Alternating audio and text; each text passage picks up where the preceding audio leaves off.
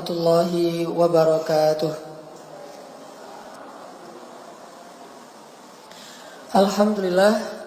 Alhamdulillahilladzi anzala as-sakinata fi qulubil mu'minin liyazdadu imanan ma'a imanihim.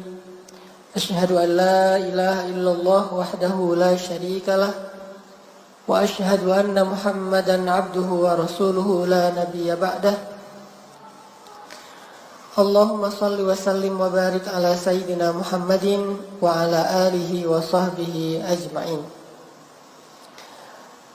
Allah Subhanahu wa ta'ala berfirman di dalam surat Ali Imran ayat 190, salah satu ayat yang cukup terkenal, yang isinya A'udzu billahi minasyaitonir rajim. Bismillahirrahmanirrahim. Inna fi khalqis samawati wal ardi wa ikhtilafil layli wan nahari laayatin liulil albab.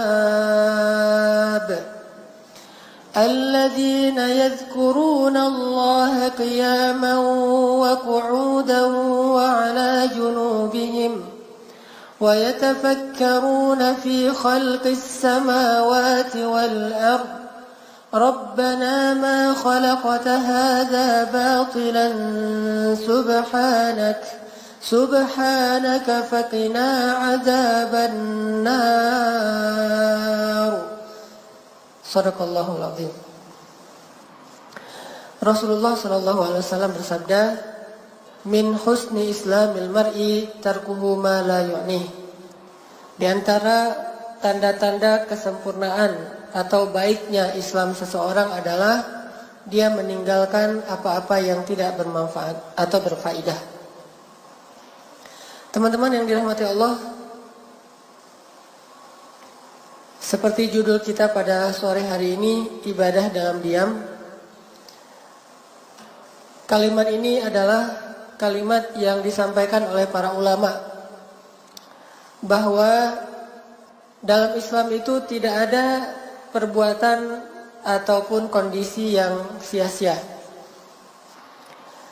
Bukan hanya ucapan seseorang saja yang bisa berpahala dan bernilai ibadah. Bukan hanya perbuatan zahir saja yang bisa bernilai ibadah, tetapi juga dalam Islam perasaan bisa juga bernilai ibadah, bisa juga bernilai maksiat, bisa berpahala, bisa berdosa. Perasaan.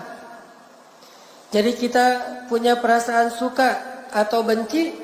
Suka dan benci ini bisa anugerah dari Allah, bisa musibah. Bisa ibadah, bisa maksiat. Bisa berpahala, bisa menambah dosa. Padahal cuma suka doang tuh. Mencintai sesuatu atau benci terhadap sesuatu, suka kepada sesuatu atau enggan terhadap sesuatu, itu aja bisa bernilai pahala, bisa bernilai dosa. Makanya cinta itu adalah anugerah dari Allah. Tetapi ketika dia disalahartikan, bisa menjadi musibah dan salah satu di antara fitnah-fitnah syaitan. Itu perasaan dalam Islam. Sehingga kita mengenal dalam sunnah Nabi itu ada namanya sunnah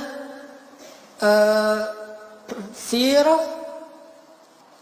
Sirah itu artinya yang tampak pada diri Rasulullah SAW. Ada juga sunnah yang dikenal dengan istilah sarirah. Sarirah itu yang tidak tampak tentang Rasulullah SAW. Dan yang tidak tampak ini disebut dengan batin. Urusan-urusan di dalam diri beliau. Termasuk apa yang membuat Nabi suka, apa yang membuat Nabi tidak suka. Hal-hal yang Nabi senang, hal-hal yang Nabi tidak senang. Hal-hal yang buat Nabi marah, hal-hal yang buat Nabi bahagia. Termasuk diamnya Nabi SAW adalah sunnah yang dikenal dengan istilah sunnah sarirah, atau sebagiannya kadang-kadang termasuk dalam kategori takririyah atau persetujuan Nabi SAW. Ini artinya teman-teman bahwa dalam Islam ibadah bukan hanya dilakukan secara zahir, tampak ruku, sujud, berdiri, dan amal-amal zahirnya. Tetapi ibadah juga bisa kita lakukan padahal kita tidak melakukan gerakan-gerakan sholat. Padahal kita tidak menginfakkan harta secara terlihat zahir, tetapi tetap bernilai ibadah di sisi Allah Subhanahu wa taala. Dan salah satunya adalah ibadah melalui tafakkur tentang kebesaran Allah Subhanahu wa taala. Jadi bisa ibadah dengan merasakan perasaan-perasaan yang baik, bisa juga ibadah dengan memikirkan hal-hal tentang kebesaran Allah. Ini dua-duanya ibadah dalam diam. Kayak misalnya kita tuh ngelihat ada orang yang hijabnya baik, bagus gitu. Hijabnya lebar. Terus juga kalau laki-laki kelihatan misalnya secara zahir orangnya rajin tilawah Al-Quran. Lalu dalam hati kita muncul rasa suka, muncul rasa senang, muncul rasa respect, tertarik, takjub kepada pemandangan itu, maka ini termasuk perasaan yang insya Allah diridhoi Allah, berpahala. Sekedar gitu doang tuh. Kayak misalnya kita ngelihat ada seorang anak muda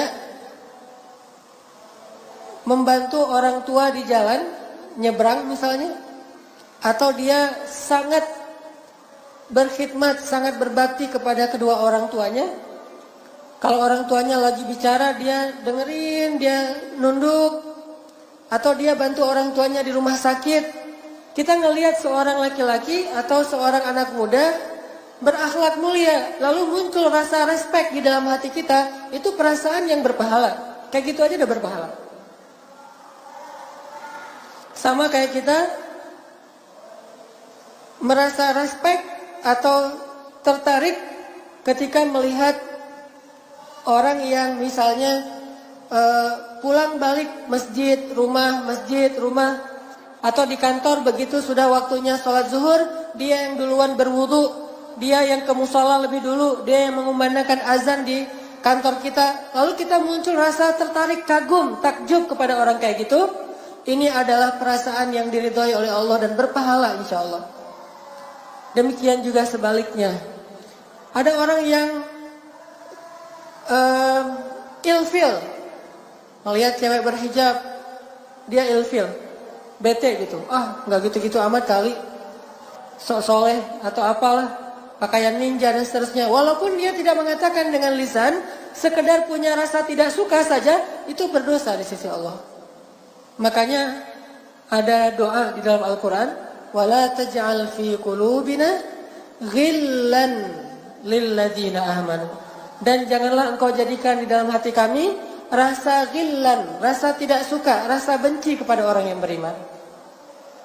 Karena perasaan pun ada nilainya, berpahala atau dosa di sisi Allah Subhanahu wa taala.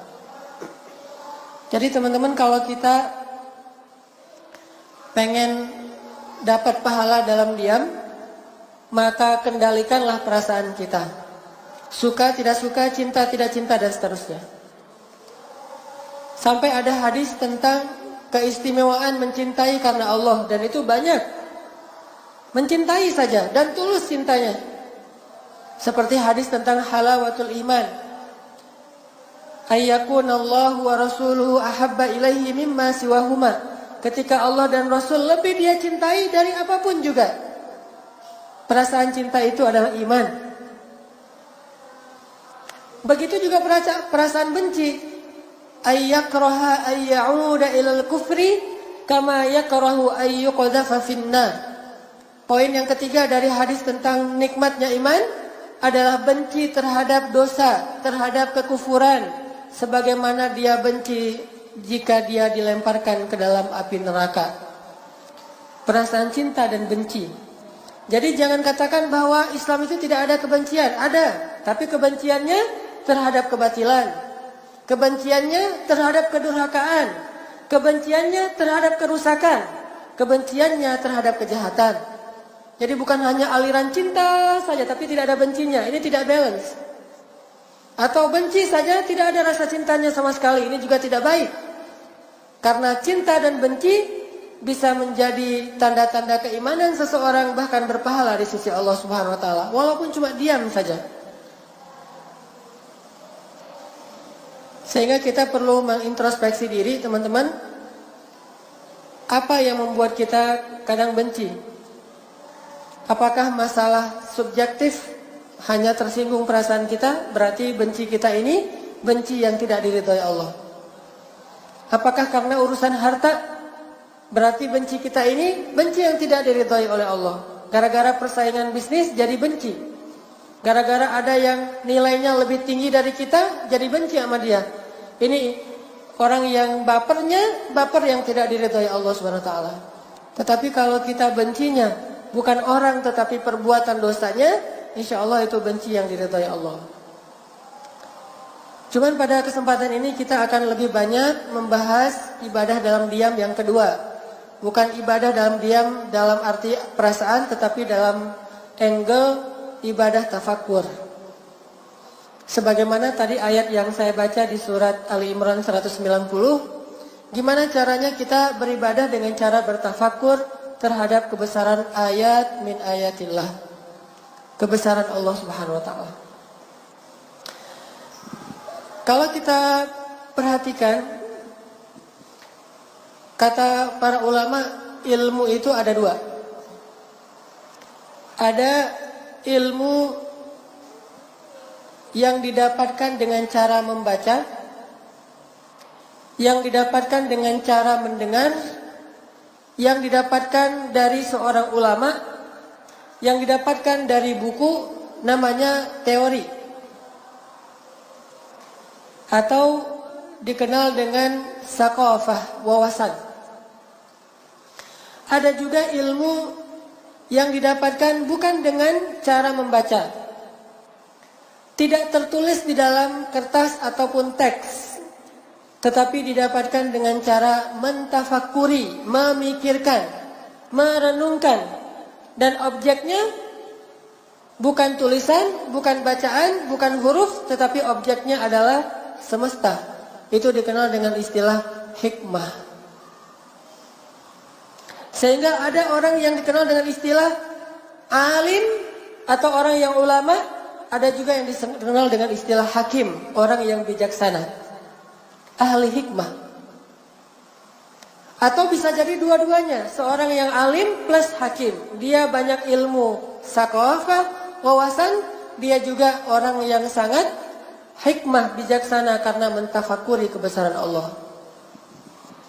Dan kalau kita lihat di dalam Al-Quran, salah satu orang yang Allah sebutkan hakim atau Allah berikan hikmah itu adalah Nabi Yahya alaihissalam.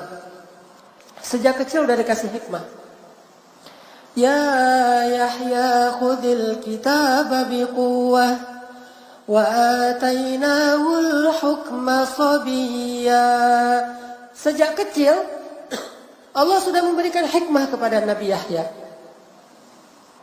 Apa maksud hikmah? Nabi Yahya lebih paham kitab Taurat daripada ayahnya sendiri, yaitu Nabi Zakaria. Padahal Nabi Yahya itu belajar Taurat dari Nabi Zakaria, tetapi beliau lebih mengerti Al-Taurat daripada ayahnya. Kenapa? Karena banyak tafakkur. Dari kecil hobinya itu sama dengan sepupu beliau, Maryam. Senangnya itu duduk di sebuah tempat yang terbuka, lalu mentafakuri kebesaran Allah Subhanahu wa taala. Itu juga yang dilakukan oleh Nabi Daud dan diteruskan oleh Nabi Sulaiman. Nabi Daud hobi banget duduk di alam terbuka, kemudian mentafakuri kebesaran Allah, lalu berzikir kepada Allah, lalu diikuti oleh semesta. Bertasbihlah bersama Daud gunung, jibal. Bertasbihlah bersama Daud tuyur atau burung-burung, semuanya ikut bertasbih bersama Daud. Dan itu tidak dilakukan dalam bentuk ritual di dalam sholat atau di dalam masjid, tetapi di alam terbuka. Jadi bisa dibilang teman-teman, tafakur itu adalah hobinya para nabi. Jadi kalau ada CV para nabi gitu ya, nama Yahya, lahir di Palestina misalnya, nanti hijrahnya sampai ke Yordan. Hobi misalnya tafakur. Kalau kita mungkin traveling, kalau saya mungkin main air gitu ya, Kalau para nabi itu hobinya tafakur. Bukan hampir, semua nabi itu senang tafakur. Semua nabi. Walaupun yang terkenal adalah Nabi Ibrahim, tafakur. Lihat bintang, ini Tuhan gak ya? Lihat bulan, inikah Tuhan? Lihat matahari, benarkah ini Tuhan karena dia lebih besar? Tafakur dalam mencari kebenaran. Lalu Allah membimbingnya kepada kebenaran. Lalu terkenal juga tafakurnya Sulaiman. Terkenal juga tafakurnya Nabi Ayub ketika beliau sakit. Terkenal juga tafakurnya Nabi Musa ketika di Madian dan di Bukit Tursaina. Terkenal juga tafakur-tafakur yang sangat banyak dari para anbiya. Makanya Nabi Yahya lebih paham kitab Taurat daripada Zakaria, karena salah satu hobi yang paling disukai Yahya itu sejak dari kecil adalah tafakur. Dari kecil. Makanya buat ibu-ibu nih, biasakan anak kita tafakur, Bu. Gimana caranya? Pancing, kasih dia pancingan, kasih dia semacam clue gitu buat dia mentafakur. Biasakan dia, bantu dia, bimbing dengan tafakur. Misalnya pas lagi jalan, ngelihat apa, kaitkan dengan Allah. Apapun yang terjadi dikaitkan dengan Allah. Apapun yang terjadi dihubungkan dengan Allah. Harus dihubungkan dengan Allah. Itu yang dilakukan oleh para anbiya dan orang-orang soleh. Kayak ada adegan kalau kita baca kisah Nabi Yahya. Suatu hari Nabi Zakaria seharian gak ketemu dengan anaknya Yahya, sehingga khawatir terhadap keselamatan Nabi Yahya. Soalnya orang-orang Bani Israel tuh senang banget menyakiti para anbiya, dan banyak yang pengen membunuh Nabi Yahya. Soalnya ulama-ulama Bani Israel, Yahudi, takut Yahya itu akan menggeser posisi mereka di antara masyarakat sebagai ulama. Sedangkan posisi mereka sebagai ulama itu menguntungkan secara materi. Soalnya orang Yahudi ini curang kepada umatnya sendiri. Dia bikin syariat bukan dari Allah, dibuat-buat yang menguntungkan dia. Yang Allah menyebutnya dengan istilah yaktubunal kitaba biaidihim, menulis kitab dengan tangan mereka sendiri, wa yashtaruna bi ayatillahi tsamanan qalila, dan menjual ayat-ayat Allah dengan harga yang sedikit. Itu kerjaan Yahudi, ulama-ulamanya. Menghalalkan yang haram, mengharamkan yang halal. Sehingga ketika Nabi Yahya muncul, apalagi Nabi Isa, mereka khawatir posisi mereka terganggu dan membahayakan pendapatan mereka. Banyak kejahatan yang mereka lakukan demi ingin menggeser atau menyingkirkan Nabi Yahya alaihissalam. Sehingga suatu hari Nabi Zakaria tidak melihat Nabi Yahya di rumah ibadah, tidak juga di rumahnya. Sehingga Nabi Zakaria mencari-cari seharian, di mana Yahya, di mana Yahya. Akhirnya Nabi Zakaria mencari di dalam hutan.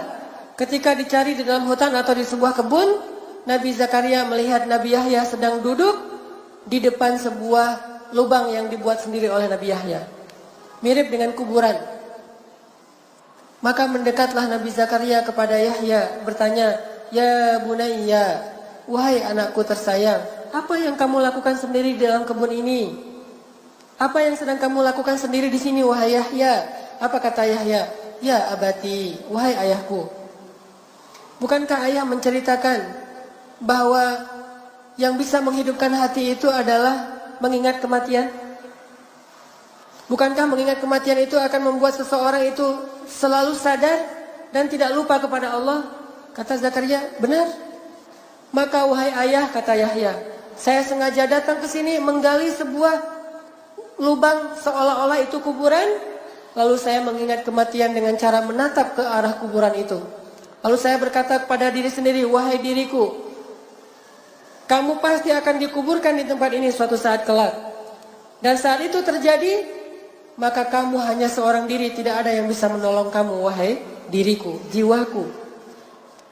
Jadi Nabi Yahya itu usia masih sekitar 7 tahun, udah punya inisiatif tafakur. Bayangin anak 7 tahun gali kuburan terus tafakur. Ada nggak sih anak sekarang kayak gitu? Yang ada anak sekarang 7 tahun mungkin nge-game. Anak 7 tahun mungkin sibuk dengan gadgetnya.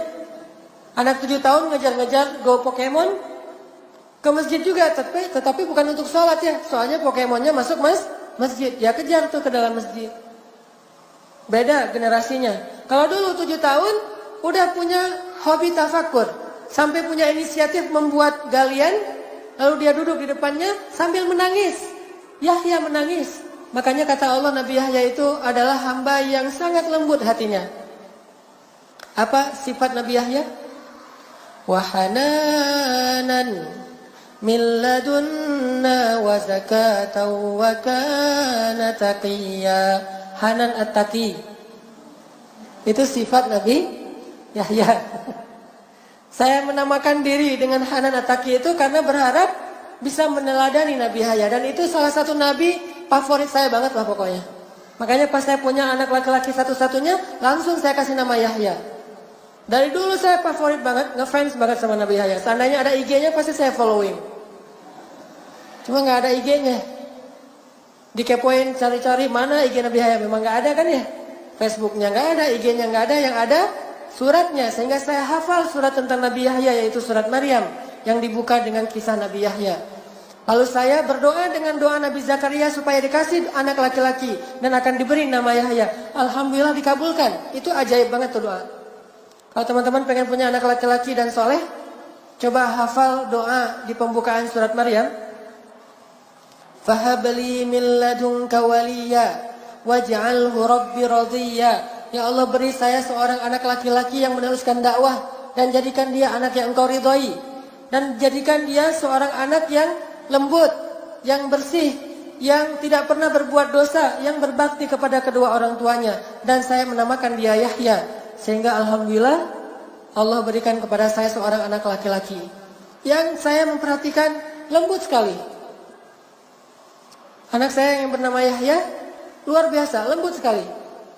Gak pernah marah-marah. Kalau dia marah pun minta disayang. Kalau kita marah, sayang aja katanya. Gak mau dimarahin. Dari lahir suaranya ketika udah bayi lahir kan teriak-teriak tuh. Saya punya anak pertama namanya Aisyah, kedua Maryam, ketiga Yahya, keempat Mutia.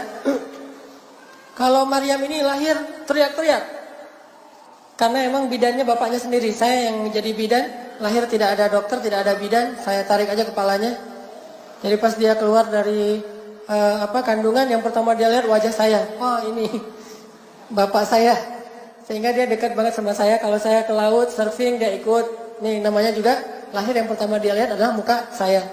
Tapi teriaknya, suaranya lantang gitu, layaknya bayi. Kalau Yahya pas lahir suaranya pakai irama,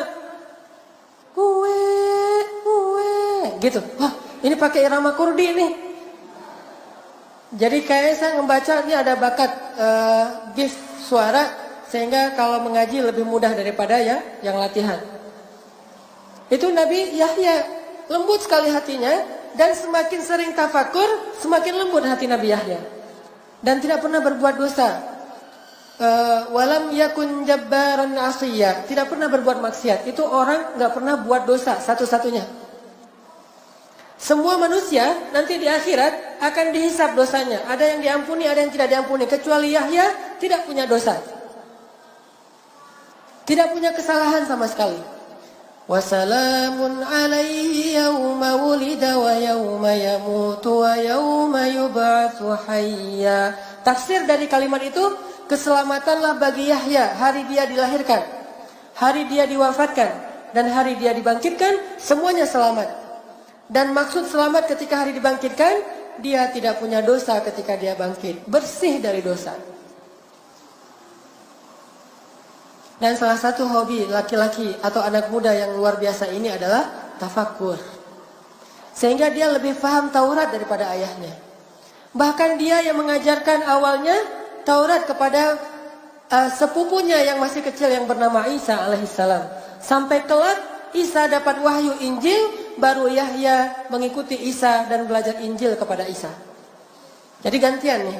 Pertama Yahya dulu ngajarin Taurat, habis itu Isa yang ngajarin Injil. Sehingga ketika mereka akan berpisah, Yahya hijrah ke Yordania, sedangkan Isa tetap di Palestina.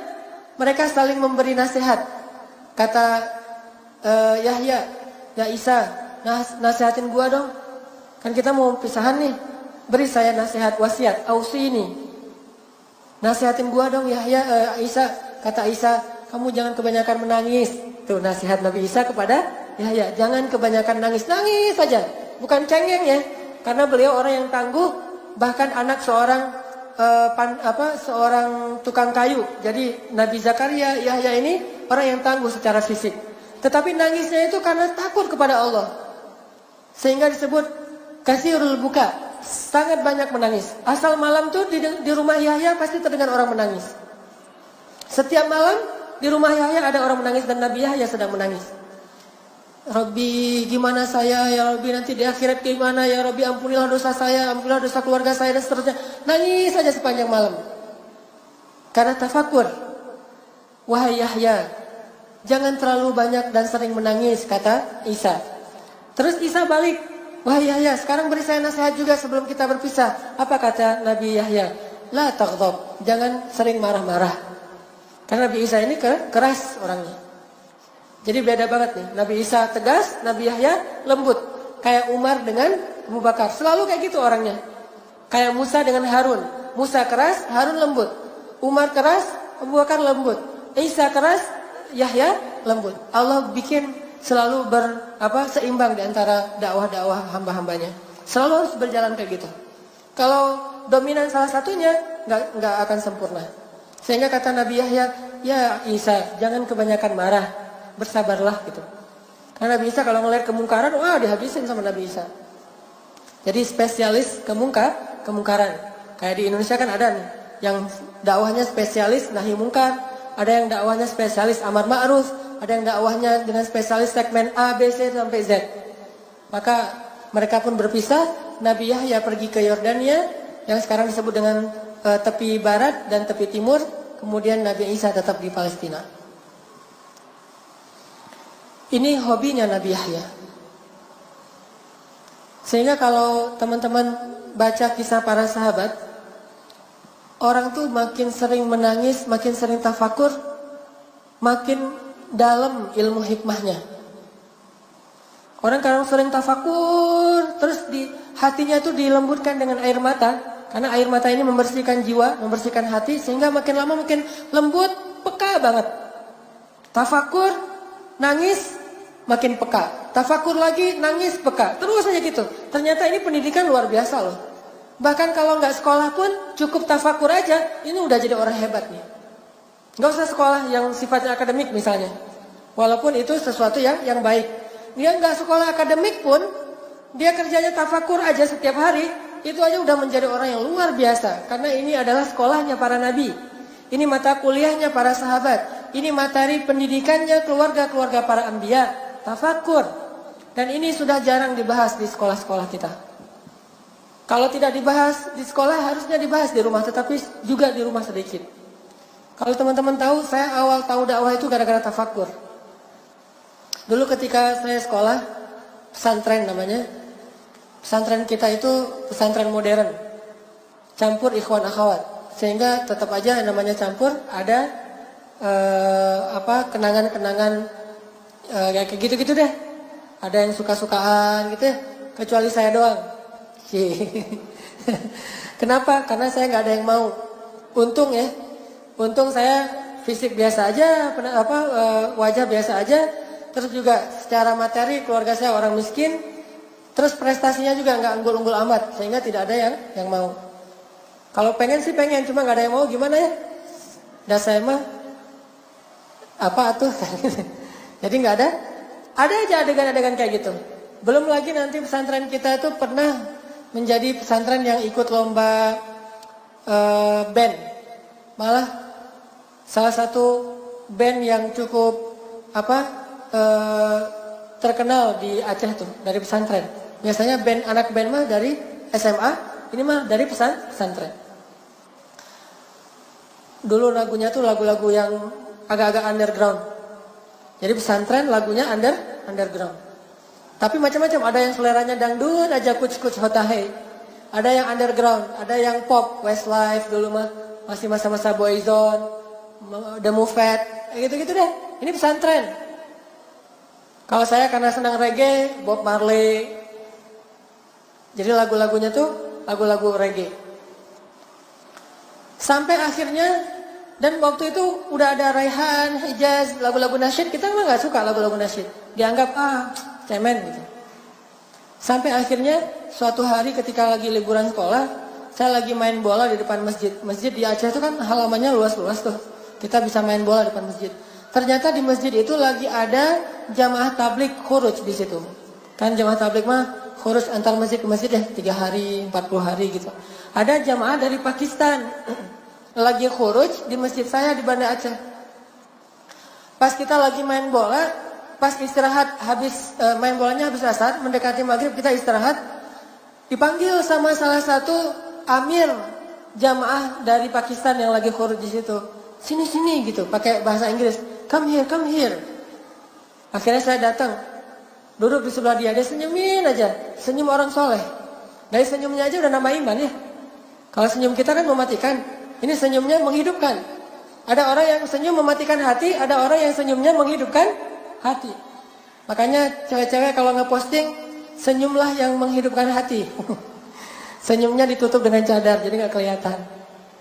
Kalau senyum kita berlebihan, malah mematikan hati orang yang melihat. Ini orang soleh, senyum ke saya, jadi saya kayak dapat ilham, dapat hidayah gitu. Oh, orang soleh ya gitu. Jadi orang yang di pesantren gak tahu apa-apa tentang agama, hanya belajar teori saja. Saya tahu fikih sholat, saya tahu fikih puasa dan seterusnya, belajar fikih, tetapi tidak punya semangat yang baik. Tidak menjadi orang yang soleh, yang berimbang dengan ilmunya. Sampai amir atau pemimpin jamaah ini bilang ke saya sambil nunjuk ke langit. What's that in Indonesian? Apa itu dalam bahasa Indonesia, kata dia. Saya bilang langit. Kata dia, langit Allah cipta. Tunjuk ke pohon. Saya bilang, pohon Allah cipta, kata dia. Dia cuma tahu bahasa Indonesia Allah cipta aja. Terus dia tunjuk, ada sapi yang lagi merumput di depan masjid. Itu sapi Allah cipta. Gitu aja terus, setengah jam Allah cipta, terus Allah cipta. Tapi setelah Allah cipta, saya ngerasa ada sesuatu yang beda di dalam jiwa saya. Jadi kayak orang yang baru sadar dan baru bangun dari tidur.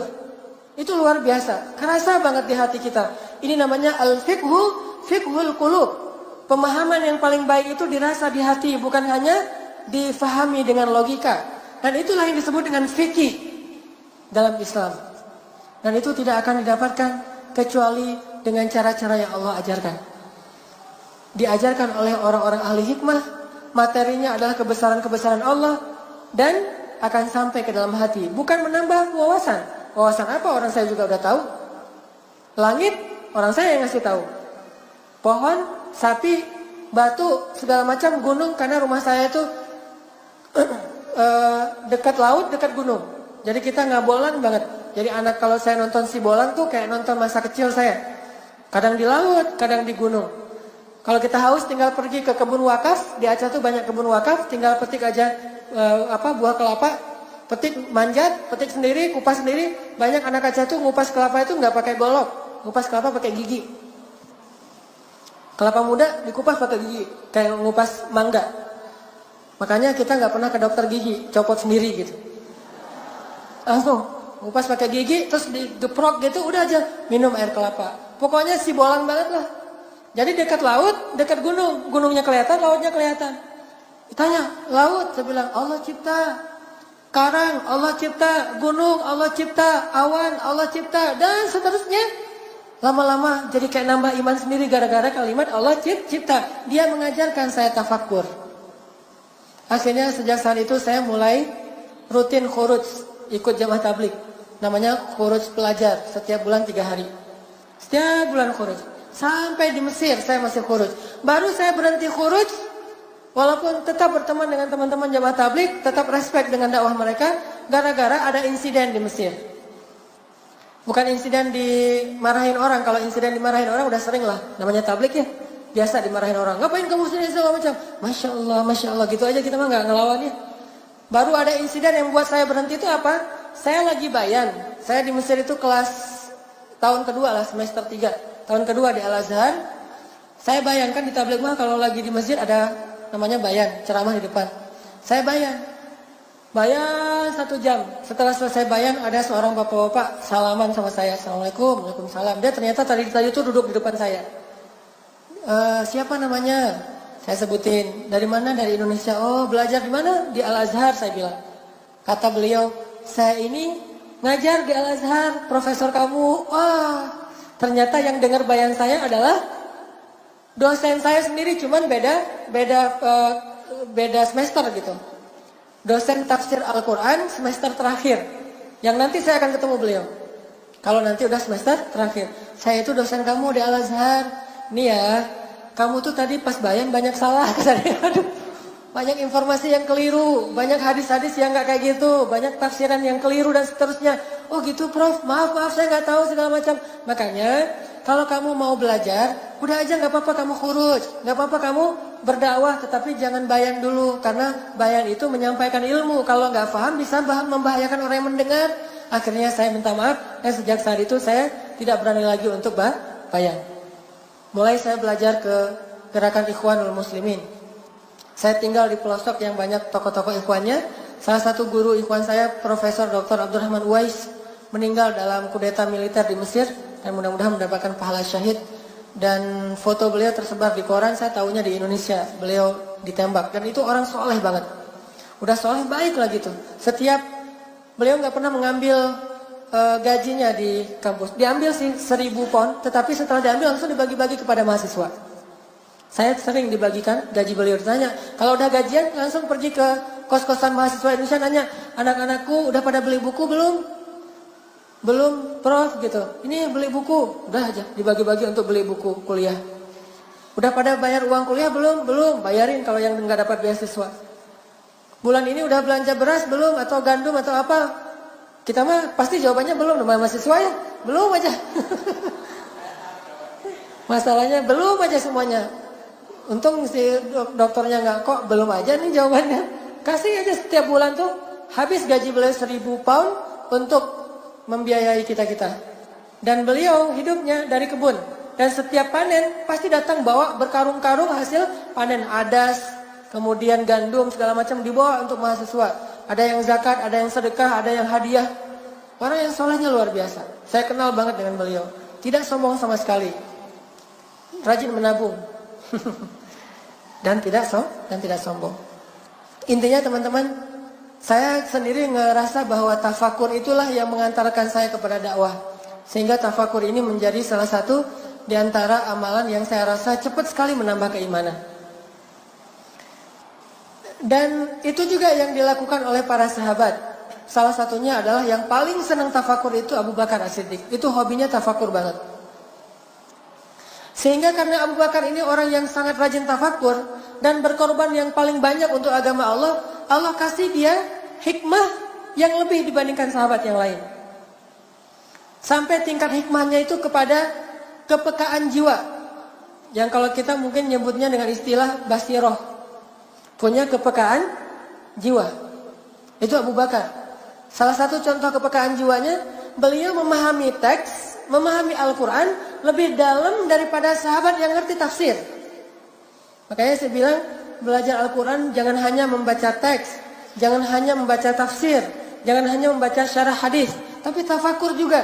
Karena ketika kita udah tafakur, kita akan memahami itu lebih dalam daripada orang yang ahli secara wawasan dan teori. Abu Bakar membuktikan itu. Contohnya ketika turun ayat, Al-yawma akmaltu lakum dinakum wa atmamtu alaikum ni'mati wa raditu lakumul islam dina. Idza jaa nasrullahi wal fath wa ra'aitan nasa yadkhuluna fi dinillahi afwaja. Ketika ayat ini turun, ayat tentang sempurnanya agama, sudah lengkap semua syariat, maka semua para sahabat itu bertakbir karena bahagia. Allahu Akbar, Allahu Akbar, agama sudah sempurna, syariat sudah utuh, syariat sudah lengkap, bertakbir semuanya. Kecuali Abu Bakar menangis. Mereka mengira ayat ini adalah ayat berita gembira. Agama sudah sempurna, akan dimenangkan oleh Allah. Berarti ini ayat berita gembira, mereka bertakbir. Sedangkan Abu Bakar menangis. Lalu orang-orang bertanya, "Ma yubkika ya Abu Bakar? Kenapa engkau menangis wahai Abu Bakar?" Abu Bakar mengatakan, "Memang ini adalah ayat berita gembira. Tetapi di sisi yang lain, ketika Allah sudah menyempurnakan agamanya, berarti tugas Nabi sudah selesai. Dan jika tugas Nabi sudah selesai, berarti sebentar lagi Nabi akan kembali kepada Tuhannya dan akan berpisah dengan kita." Baru para sahabat menangis semuanya. Jadi loadingnya beda. Kalau Abu Bakar tuh nggak ada buffering, cepat gitu. Kenapa nggak ada bufferingnya? Loadingnya cepat karena beliau punya kepekaan jiwa yang lebih dan memahami teks lebih dalam daripada orang ahli tafsir. Ibnu Abbas saja nggak sepaham itu. Padahal Ibnu Abbas ini hibrul ummah, ahli Al-Quran.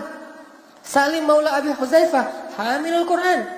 Ibnu Mas'ud, qari'ul Quran, qari'nya Nabi SAW. Tetapi ketika turun ayat ini, mereka memahami secara teori. Abu Bakar memahami apa yang ada di balik itu, namanya hikmah.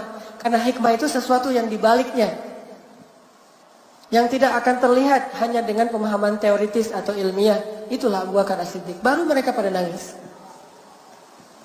Gitu juga ketika turun ayat idza jaa nasrullahi wal fath. Saat Fathu Makkah. Ketika Fathu Makkah, semua orang waraitan nasa yadkhuluna fi dinillahi afwaja. Orang berbondong-bondong masuk Islam.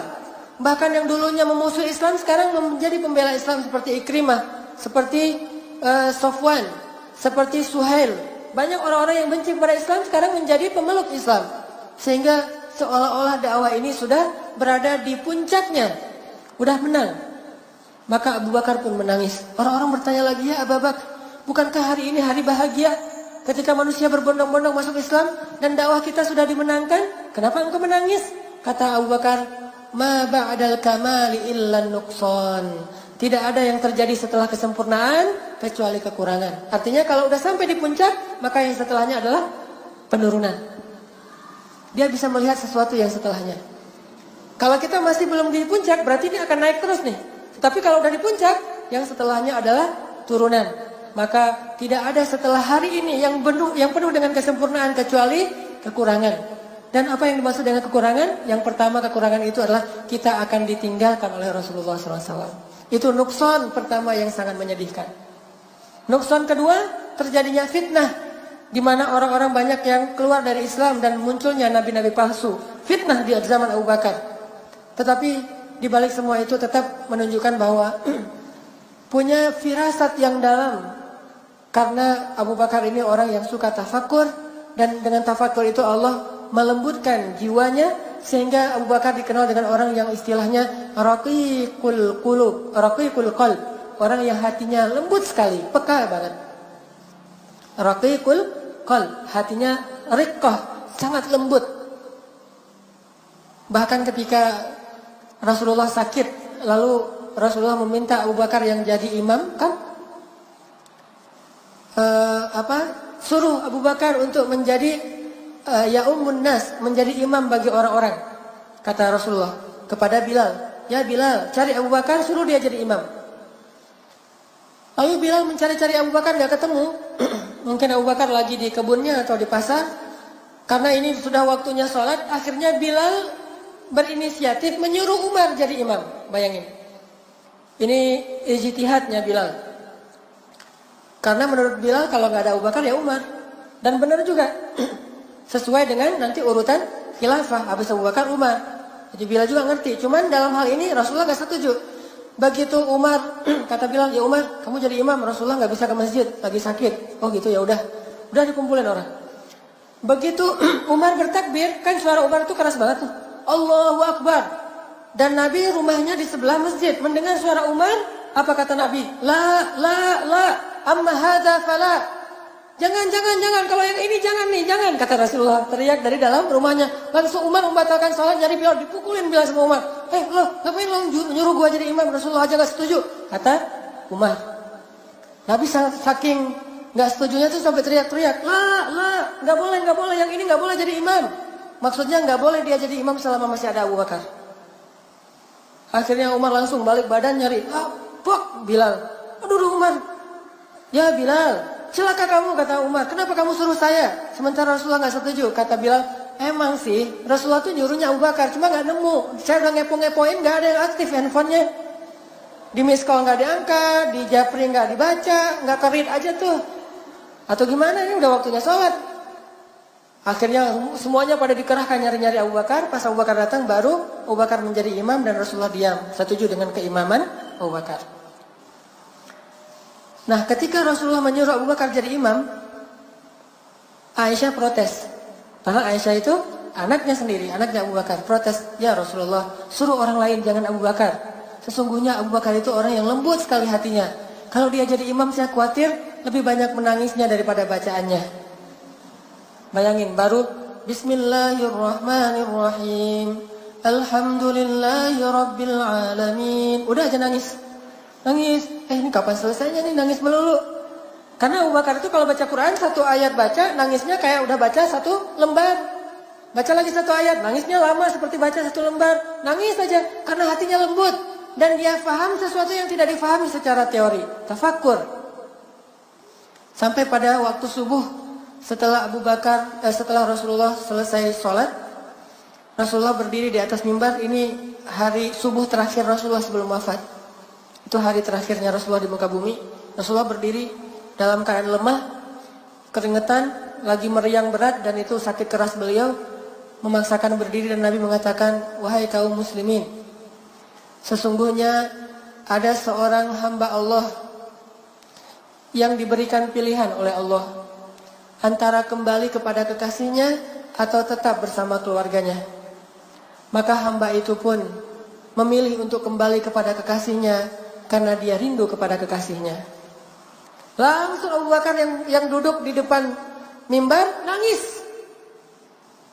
Umar terus noleh Abu Bakar. Abu Bakar, ngapain nangis? Bisa aja itu yang dimaksud adalah Bani Israel. Laki-laki itu adalah Bani Israel. Jadi Umar memahami Nabi lagi berkisah nih. Ada seorang laki-laki yang diberikan pilihan. Mau kembali kepada kekasihnya atau tetap bersama keluarganya. Dia memilih kembali kepada kekasihnya karena tidak tahan dengan rindu kepada kekasihnya. Oh, ada ya Bani Israel. Kirain sama Umar Bani Israel orang soleh. Lalu Abu Bakar mengatakan, ya Umar, tahukah kamu siapa laki-laki itu? Kata Umar, emang siapa? Dialah Rasulullah SAW. Beliau ternyata sudah diberikan pilihan untuk kembali kepada Allah atau tetap bersama kita, dan beliau telah memilih untuk kembali kepada Allah. Baru satu masjid nangis. Selalu aja gitu. Beda. Yang satu udah nangis duluan, yang lain, oh ya udah nangis deh. Jadi nangisnya nunggu komando dari Abu Bakar. Dan itu juga luar biasa ya, Rasulullah mah nyawanya ditawari. Rasulullah mau meninggal enggak? Mau dong, gitu. Rasulullah mau meninggal atau mau tetap hidup ya Rasulullah? Meninggal aja deh, Rasulullah mah. Kalau kita coba, Ustaz, mau meninggal sekarang? Oh jangan dong, saya belum beres ya, segala macam alasan modus gitu ya. Jangan meninggal sekarang, tuh ombak lagi bagus tuh. Ntar aja kalau pulang dari Batu Karas misalnya, ngombak dulu.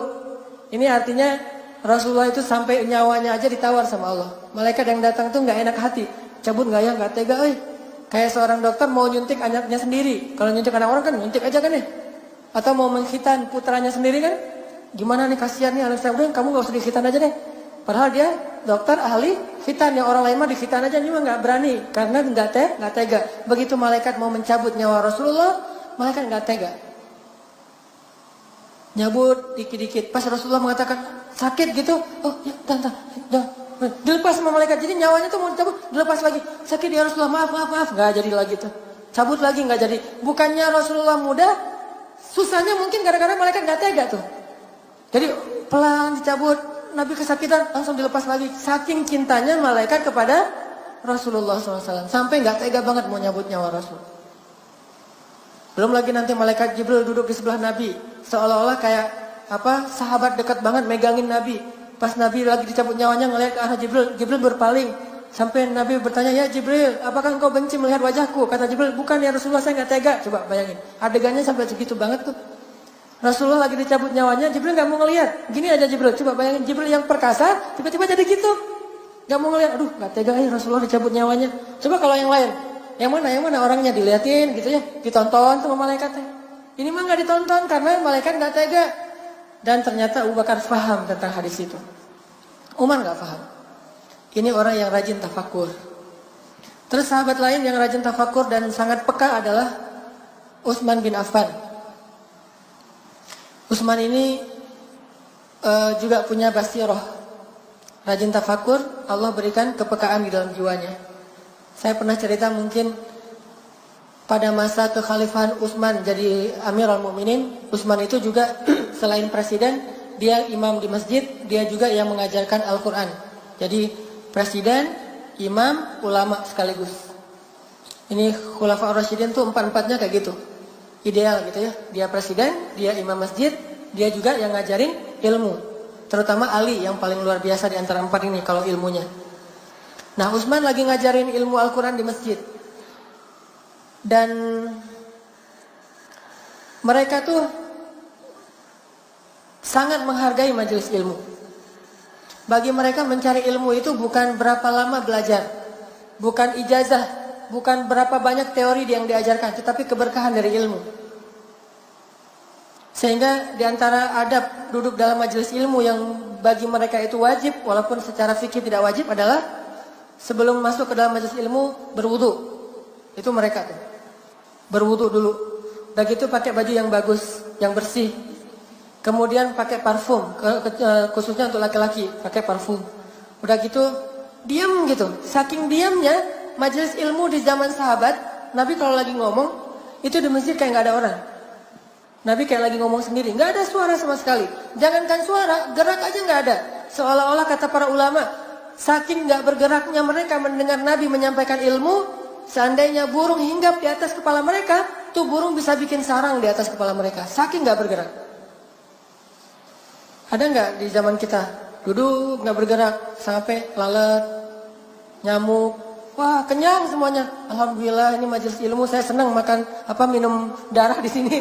Karena nggak ada yang gerak. Digigit nyamuk juga nggak kayak gini, diem aja. Kenapa itu teh? Sakinah. Mungkin kalau di kita ada, cuman matanya tertutup, duduknya di tiang. Kalau kita nyebutnya tembokers itu bersandar di tembok terus tutup mata, dapat sakinah. Dan jangan dibangunkan kalau kayak gitu. Biarkan dia lagi dapat ketenangan dari langit. Sakinah. Cuman belum mawaddah ya, masih jomblo soalnya. Baru sakinah. Nah, pas zaman Utsman jadi Amirul Mukminin, Utsman lagi ngajarin ilmu di masjid. Datanglah seorang laki-laki, muridnya Utsman bin Affan. Ketika dia berada di teras Masjid Nabawi, di depan masjid, nggak sengaja laki-laki ini melihat aurat seorang perempuan yang melintas. Jadi ada seorang cewek lewat pakai hijab. Tiba-tiba ada angin kencang menyingkapkan hijabnya dan terlihat rambutnya sekilas. Langsung dia tutup lagi. Nah, laki-laki ini ngelihat aurat itu, rambut cewek sekilas nggak sengaja di depan masjid. Karena dia anggap ini sesuatu yang tidak sengaja, belum lagi nanti hadisnya itu berarti adalah ramah segala macam, karena pandangan pertama nggak sengaja. Dia anggap ini bukan dosa, sehingga dia tidak beristighfar. Namanya juga sekilas nggak sengaja, cuma rambut doang kan ya. Masuklah dia ke dalam masjid, kayak gini, langsung duduk di antara jamaah. Begitu dia duduk, Utsman mengatakan, saya melihat ada seorang laki-laki yang masuk kepada kita untuk mencari ilmu, padahal di matanya masih ada bekas zina, kata Utsman. Coba, di matanya ada bekas zina.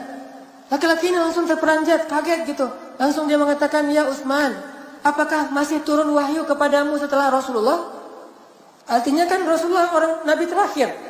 Bagaimana engkau tahu bahwa saya barusan melihat sesuatu yang tidak baik, sehingga engkau mengatakan ada bekas zina di matanya? Apakah telah turun wahyu kepadamu setelah Rasulullah?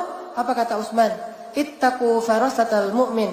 Hati-hati dengan farasah. Farasah itu jadi bahasa Indonesia firasat. Hati-hati dengan firasat orang yang beriman. Bayangin, ngelihat cuma sekilas, rambut doang, gak sengaja pula. Nuntut ilmu disuruh keluar sama Utsman, kecuali dia beristighfar. Gimana kalau yang lebih dari itu? Sengaja nyari, browsing, ngepoin, ngeklik, ngelihatnya bukan cuma rambut, dan sengaja, dan gak sekilas, dan lebih dari rambut. Kira-kira gimana tuh nuntut ilmunya?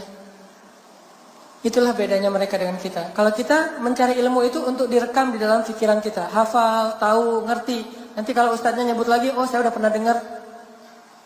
Kalau kita baca lagi, oh gue udah pernah tahu tuh. Kalau dibacakan sama teman, saya udah hafal hadisnya. Bagi kita ilmu tuh di sini. Bagi mereka ilmu itu di sini. Kalau ilmu di sini, sambil bermaksiat pun bisa mencari ilmu. Ini konsep barat nih. Orang barat kan, kayak di film-film atau di mana tuh, mencari ilmu pacaran. Bahkan di kelas tuh duduknya satu bangku berdua, cewek cowok dengan pacarnya. Nanti ada live party misalnya, ada misalnya summer party segala macam, tetap aja ada party-partian. Tetapi juara kelas, berprestasi, nilainya bagus, doktoralnya di usia masih 20 tahun. Karena ilmu mereka cuma di sini. Nggak akan membuat hati mereka beriman dengan ilmu seperti itu. Sedangkan orang Islam mencari ilmu itu bukan untuk dihafal, tetapi fiqhul qulub, difahami dengan hati. Dan itu tidak akan bisa didapatkan kecuali dengan cara meninggalkan dosa. Beda cari ilmu ala barat dengan ala Islam. Kalau ala barat sambil bermaksiat juga dapat ilmu. Tapi dalam Islam dosa kecil menghalangi kita dari ilmu. Itu yang dialami oleh Imam Syafi'i kan. Ke pasar, gak sengaja ngelihat ada seorang ibu-ibu betisnya keangkat, namanya orang di pasar gitu lagi kerja, betisnya keangkat, gak sengaja langsung Imam Syafi'i memalingkan wajahnya, lupa beberapa hadis. Dan ketahuan banget Imam Syafi'i kalau lupa, soalnya gak pernah lupa. Kalau kita ngerasa biasa-biasa aja karena emang kita jarang ingat. Makanya nggak tahu kalau ada lupa. Emang saya nggak pernah ingat apa-apa. Kalau orang menghafal Quran itu ketahuan. Kalau dia habis ada dosa itu ketahuan. Apa ketahuannya? Murojaahnya susah. Ayatnya lupa, itu orang yang hafal Quran. Jadi kalau kita nggak ngafal Quran nggak akan ketahuan. Saya mah ngeliat gitu biasa-biasa aja. Ya biasa-biasa aja karena nggak ada ayat yang dihafal, tidak ada hadis yang dihafal sehingga nggak ada yang lupa. Kalau kata teman-teman, hati-hati jaga pandangan, hilang hafalan. Kecuali bagi yang tidak menghafal gitu ya. Kalau yang nggak menghafal, ada juga yang nakal. Nggak apa-apa, hilang hafalan, ntar hafal lagi. Gitu. Gampang kalau hilang nanti dihafal lagi. Artinya kepekaan itu al-fiqhu fiqhul qulub. Pemahaman yang di hati itu tidak akan didapatkan kecuali dengan tadi meninggalkan dosa. Makanya kata Utsman ini orang yang hatinya peka dan itu salah satunya dibangun dengan banyaknya bertafakur. Dan kita nanti bisa baca kalau dalam biografi Utsman itu kalimat-kalimat tafakurnya Utsman itu luar biasa. Dan di antara semua hamba-hamba Allah yang ahli tafakur ulul albab ini, Rasulullah SAW adalah orang yang paling sering menyampaikan hadis-hadis tafakur. Contoh nih, tafakur itu kan artinya menghubungkan suatu objek dengan penciptanya, pemiliknya.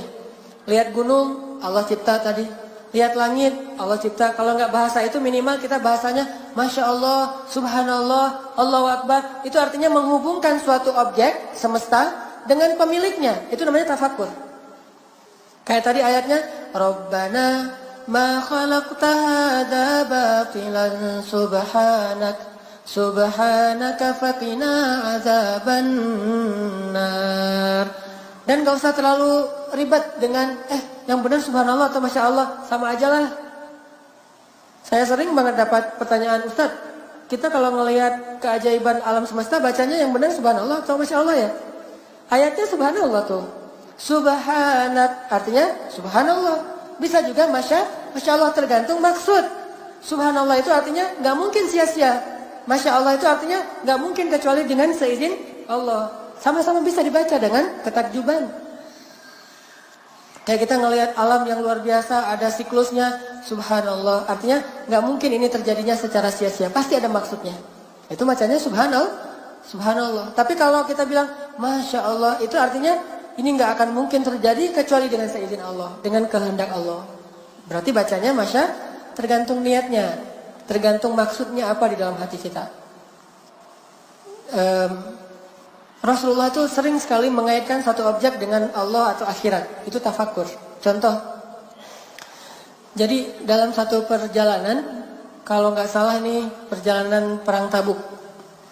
Nabi berhenti di sebuah rest area, di oasis. Kan perjalanannya tuh panjang, harus berhenti di beberapa spot. Suatu malam, Nabi dengan pasukannya kaum muslimin berhenti di sebuah oasis. Dengan takdir Allah kebenaran waktu itu malam bulan purnama. Dan mungkin purnama yang paling sempurna. Kayak mungkin di kita tuh ada fenomena bulan yang paling dekat jaraknya dengan bumi sehingga bulan terlihat lebih besar. Waktu itu mungkin kayak gitu. Lagi bulan purnama, sempurna banget dan tidak ada awan, cerah sekali. Satu helai awan pun nggak ada. Lalu para sahabat yang lelah berjalan, mereka tidur di hamparan pasir sambil ngelihat ke langit, melihat bulan purnama yang terang banget tapi tidak menyilaukan. Hening pada ngelihat langit gitu, sambil istirahat gitu. Jadi hiburan mereka itu ngelihat langit. Kalau hiburan saya tuh ngelihat istri. Maaf ya, bagi yang belum punya. Hiburan saya tuh menatap wajah istri. Wajah istri saya seperti rembulan. Tapi jangan dari jarak dekat. Kalau dari jarak dekat kan rembulan mah gak mulus ya. Dari jarak jauh gitu. Atau menatap wajah anak. Menatap wajah anak itu hiburan banget. Orang kalau udah nikah tuh ya gak susah nyari hiburan. Yang susah nyari hiburan tuh kalau masih jomblo. Susah banget nyari hiburan. Ini gak bisa, itu gak bisa. Udah dengar sekian album, tetap aja galau. Udah jalan sini jalan sana minum segala macam minuman mulai dari soda dan kemudian sampai bahkan ada yang ke beer house tetap aja galau. Tapi kalau udah nikah tinggal lihat wajah pasangan udah hiburan. Belum lagi senyumnya, belum lagi nanti dan seterusnya. Itu ya, itu mah intermezzo doang. Susah menghilangkan materi itu. Balik lagi ya. Jadi pada menatap pada menatap bulan gitu, pada hening semuanya. Tiba-tiba Nabi mengatakan, tahukah kalian nanti penduduk surga itu akan menatap wajah Allah seperti saat ini kalian menatap bulan. Tidak ada penghalang di antara mereka, kata Nabi. Ini artinya apa? Apapun objeknya dihubungkan dengan Allah dan akhirat. Dihubungkan dengan Allah dan akhirat itu tafakur. Ngelihat bulan. Nanti gini nih, kita ngelihat wajah Allah di dalam surga. Gak ada penghalang sama sekali. Bening gitu. Teduh. Terangnya tapi tidak menyilaukan. Oh gitu ya Rasulullah. Semangat lagi mereka untuk beramal soleh. Tafakur. Nanti tafakur Nabi yang lain misalnya. Nabi lagi jalan. Terus ngelihat seonggok bangkai onta. Jadi ada bangkai onta yang sudah dipenuhi belatung. Dan onta itu namanya onta saibah. Saibah itu artinya onta yang menurut keyakinan orang Arab jahiliyah, onta yang membawa sial, kutukan. Ciri-cirinya telinganya dipotong. Jadi ada hamin, saibatin, banyak istilah-istilah onta pembawa sial di zaman jahiliyah. Nah, onta ini kalau udah dipotong telinganya, nggak ada yang mau makan dagingnya, tidak ada yang mau minum susunya, dan tidak ada yang mau menungganginya. Kenapa? Dianggap onta pembawa sial. Hidupnya aja nggak ada yang mau, apalagi matinya. Jadi Nabi lagi jalan ngelihat satu bangkai saibah, onta yang dipotong telinganya dan dipenuhi belatung, bau bangkai luar biasa. Terus Nabi bilang kepada para sahabat, "Hei, siapa di antara kalian yang mau membeli bangkai ini?" kata Rasulullah. Sahabat heran, "Ya Rasulullah, dikasih gratis juga kami nggak mau. Jangankan udah mati, hidup juga nggak ada yang mau ya Rasulullah, onta saibah." Kata Nabi, "Sesungguhnya dunia di mata Allah nilainya lebih rendah daripada bangkai ini di mata kalian." Ini namanya tafakur. Ngelihat apa aja dihubungkan dengan Allah. Allah lagi, Allah lagi, Allah lagi. Terus aja kayak gitu. Itu orang beriman, nggak pernah lupa sama Allah. Yazkurunallaha qiyaman wa qu'udan wa 'ala junubihim, dengan cara wa yatafakkaruna fi khalqis samawati wal ardh. Baru dia bilang Rabbana, Rabbana, Rabbana. Sehingga jadi kebayang bagi para sahabat, oh gitu ya. Berarti Allah tuh kalau nggak ngasih dunia kepada hambanya yang beriman, nggak zalim. Soalnya bagi Allah dunia tuh nggak ada harganya. Seandainya kata Nabi, dunia itu ada harganya walaupun sebelah sayap nyamuk, maka Allah tidak akan ngasih dunia itu sedikit pun kepada orang kafir.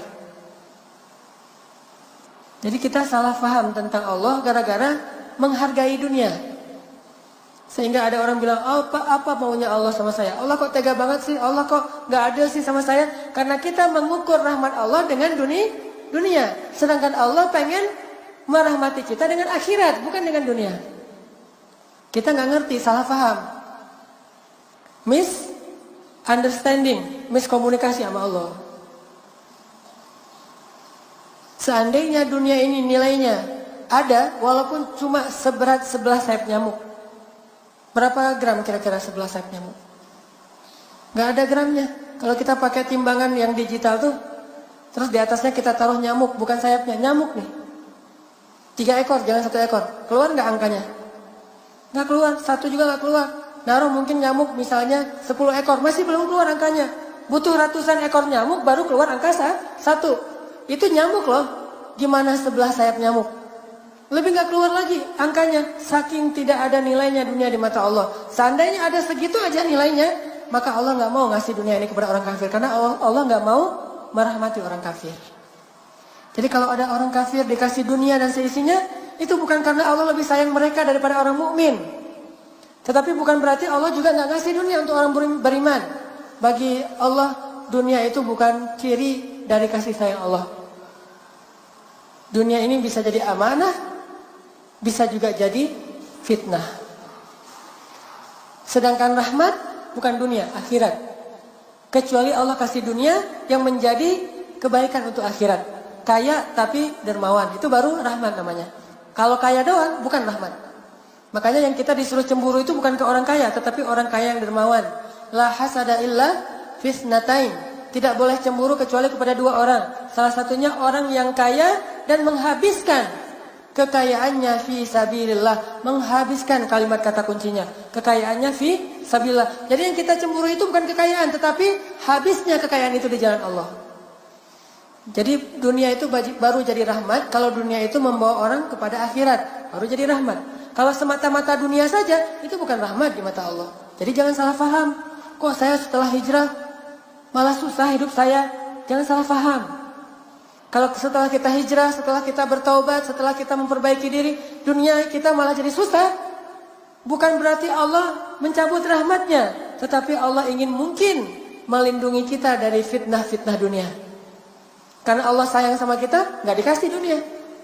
Kalau dikasih hanya untuk mencukupi kebutuhan kita, yang gak membuat kita sampai lupa diri. Karena banyak orang makin dikasih dunia makin sombong. Makin dikasih dunia makin jauh dari Allah. Makin dikasih dunia makin jarang sholatnya. Dan kita ngerasain sendiri kalau lagi banyak masalah, sholat khusyuk, nangis-nangisnya. Tahajud panjang, jam 1 malam udah bangun tahajud sampai subuh. Begitu dikasih solusi, subuh juga kadang kelewat. Makanya Allah gak mau kita celaka gara-gara dunia. Kasih aja masalah terus. Jadi kalau kita pengen Allah gak ngasih masalah, istiqomah, dikasih dunia tetap beribadah, nggak dikasih dunia juga beribadah, sehingga Allah nggak khawatir ngasih dunia untuk kita. Ini hambaku siap nggak ya dikasih harta? Ini hambaku siap nggak ya dikasih pasangan? Jangan-jangan ntar dia kalau udah dikasih pasangan lupa sama gua. Akhirnya udah deh jomblo aja loh, biar semakin dekat sama Allah gitu, bisa kayak gitu. Intinya Nabi itu mengaitkan bangkai onta dengan Allah. Jalan lagi tuh, jalan lagi, lewatin sebuah bukit, namanya Bukit Jamdan di daerah Madinah, antara Madinah dengan Madain Soleh, agak-agak jauh dari kota Madinah. Namanya Bukit Jamdan. Jamdan ini salah satu bukit yang paling angker bagi orang Arab. Jadi kalau udah lewat lereng atau lembah Jamdan, semua orang ketakutan, dianggap ada jin penunggunya. Dan di situ banyak orang yang celaka. Sehingga ketika kaum muslimin lewat lereng atau lembah Jamdan, banyak desas-desus di antara kaum muslimin. Ini Jamdan loh, ini Jamdan loh. Mulai ada cerita horor. Lalu Nabi mengatakan, "Hada Jamdan." Ini adalah bukit atau gunung Jamdan. Dan dia adalah sabaqal mufarridun. Lalu para sahabat mengatakan, apa arti mufarridun ya Rasulullah? Mufarridun itu adalah orang yang banyak bertasbih kepada Allah, sedangkan gunung ini lebih banyak lagi daripada orang-orang ahli bertasbih kepada Allah. Jadi kalau ada orang ahli ibadah, tasbih terus ribuan kali tasbih, gunung Jamdan ini lebih banyak lagi bertasbih kepada Allah. Artinya Nabi itu mengaitkan semesta itu dengan Allah. Ini hamba Allah. Jadi kalian gak usah khawatir. Kalau kita jalan kemana-mana itu kita melihat, oh ini hamba Allah, ini hamba Allah, ini hamba Allah. Sehingga kita tidak hidup di dunia yang jauh dari penciptanya. Ngelihat apapun, ini hamba Allah. Jangan kayak orang yang tidak beriman mengatakan alam. Oh, ini fenomena alam. Alam lagi, jarang yang Allah. Saya kan paling sering tuh nonton kalau di TV Nat Geo ya, National Geographic. Senang banget nonton Nat Geo, terutama yang Nat Geo Wild tentang alam liar gitu. Dan selalu bahasanya alam telah menyediakan segalanya untuk kita. Yang nyediain alam. Itu bahasa orang evolusi. Tapi kita Allah lagi. Sebagaimana mereka tidak pernah enggan untuk mengatakan evolusi alam, kita juga nggak akan enggan untuk mengatakan Allah. Sehingga saya kalau lagi nonton Nat Geo itu, Masya Allah, Subhanallah, sering terkagum-kagum sendiri ngelihat kebesaran Allah di alam semesta. Walaupun referensinya mereka, tetapi tafakur kita untuk mengingat Allah SWT. Kayak misalnya hiu, the ocean misalnya, atau killer fish. Salah satunya hiu, selain paus pembunuh. Killer whale ya. Whale killer atau killer whale? Pokoknya paus pembunuh aja. Ini ada hiu nih ceritanya. Ternyata teman-teman, hiu itu adalah vacuum cleaner Allah di dalam lautan. Dia itu hanya makan ikan atau makhluk laut yang terluka atau akan jadi bangkai dan akan jadi polusi di dalam laut. Sehingga dia akan punya dua sensor. Satu sensor ciuman darah, satu lagi dia pakai sonar untuk melihat gerak. Jadi kalau ada ikan yang geraknya, berenangnya udah gak teratur karena terluka dan bentar lagi mau mati, udah mulai lemah nih, maka akan terbaca oleh sonar sensornya hiu dari jarak sekian puluh kilometer. Dan sensor inilah, sonar inilah yang dipelajari kemudian menjadi inspirasi pembuatan sensor dalam kapal selam untuk melihat lawan atau jarak musuh. Dia bisa lebih dari 10 km melihat, oh ada ikan yang sekarat tuh, didatangin sama dia dengan kecepatan lebih dari 100 km per jam, dalam hitungan menit datang makan tuh ikan. Karena kalau nggak dimakan oleh hiu, ikan itu akan jadi polusi di dalam laut. Makanya kalau kita berenang di laut jangan panik. Begitu panik, wah hiu, ada yang makanan saya tuh. Berenangnya kacau gitu ya, nggak teratur. Sehingga kalau kita lihat orang-orang barat, kenapa yang diving sering di sebelah hiu tapi kok nggak diserang? Karena gerakan mereka itu udah teratur, udah punya ilmu berenang atau ngedive. Coba bayangin diving pas lewat hiu langsung panik sendiri. Hiu yang tadi nggak tahu jadi tahu tuh. Hiu walaupun di sebelah kita kalau geraknya teratur, menurut teori di Nation nih, walaupun di sebelahnya kalau geraknya teratur, nggak akan kebaca oleh sonarnya. Sehingga dianggap bukan makanan, tetapi dianggap teman. Bro, gitu. Kalau teratur, tapi kalau bukan teratur, bukan bro tuh. Langsung, wah ini makanan saya. Walaupun jaraknya puluhan kilo. Masya Allah langsung. Ini namanya tafakur. Sama kayak gajah. Pernah dengar suara gajah? Kalau gajah bersuara yang bisa kita dengar, berarti dia lagi guyon. Kalau dia manggil temannya, kita nggak bisa dengar. Dia menggunakan suara frekuensi rendah yang tidak mampu didengar oleh manusia. Kita tuh bisa mendengar suara dengan frekuensi tertentu yang udah tinggi. Itu aja kadang-kadang masih ya. Gajah teh memanggil temannya dalam jarak sampai 12 km itu dengan frekuensi rendah yang kita aja nggak dengar di sebelahnya. Kita di sebelah gajah nih. Kita nggak tahu ternyata dia lagi manggil temannya 12 kilo. Kita yang di sebelah dia nggak dengar. Beda indra. Gimana kita tahu gajah lagi manggil temannya? Telinganya dibuat tegak gini, kemudian di bawah pipinya itu kembang kempis. Itu berarti dia sedang mengeluarkan suara frekuensi rendah yang didengar oleh temannya 12 kilo lebih, dan dia mengatakan, teman-teman, ini ada makanan nih. Ini ada kebun tebu. Akhirnya temannya yang dari jarak 12 kilo langsung datang. Kalau dalam teknologi kita disebut dengan share location. Jadi dia nge-share log ke temennya tuh pakai frekuensi rendah. Langsung, ntar sinyalnya putus-putus nih kata temennya teh. Ngejar langsung ke spot itu dan nggak meleset sama sekali. Allah maha besar, tidak ada yang sia-sia yang Allah ciptakan. Makanya tafakur. Nabi itu suka sekali mentafakuri sesuatu dan dikaitkan dengan Allah atau minimal dengan akhirat. Naik gunung Uhud. Kata Nabi, Uhud adalah gunung yang kami mencintainya, dia mencintai kami. Uhud itu salah satu gunung-gunung surga dan seterusnya. Pokoknya tafakur aja. Makanya coba kalau teman-teman jalan, namanya bukan tadabbur alam ya. Kalau tadabbur mah Al-Quran. Kalau teks itu ditadaburi, kalau alam itu ditafakuri. Namanya bukan tadabbur alam tapi tafakur alam. Coba tafakuri kebesaran Allah Subhanahu wa taala. Dan fungsinya satu melembutkan hati, kedua menambah iman, ketiga memunculkan kepekaan dan pemahaman yang dalam diri kita. Inilah salah satu hobi para anbiya, terutama Rasulullah SAW, beribadah dalam diam, yaitu dengan cara merasa sesuatu yang baik atau yang buruk karena Allah, dan yang kedua dengan cara memikirkan dan mentafakuri kebesaran Allah Subhanahu wa taala. Mudah-mudahan ini bisa kita amalkan, bukan hanya jadi wawasan. Sering-sering deh, malam-malam kalau mau tahajud keluar rumah dulu lihat, wah alam langit, terus baca inna fi khalqis samawati wal ard wa ikhtilafil laili wan nahar la ayatin liulil albab, baru salat. Insyaallah akan lebih berkesan. Mudah-mudahan dengan demikian kita semakin yakin sama Allah, semakin believe, semakin keep the faith, karena sering tafakur melihat bukti-bukti kebesaran Allah dan lebih berserah diri lagi kepada Allah Subhanahu wa taala. Barakallahu li wa lakum. Wassalamualaikum warahmatullahi wabarakatuh.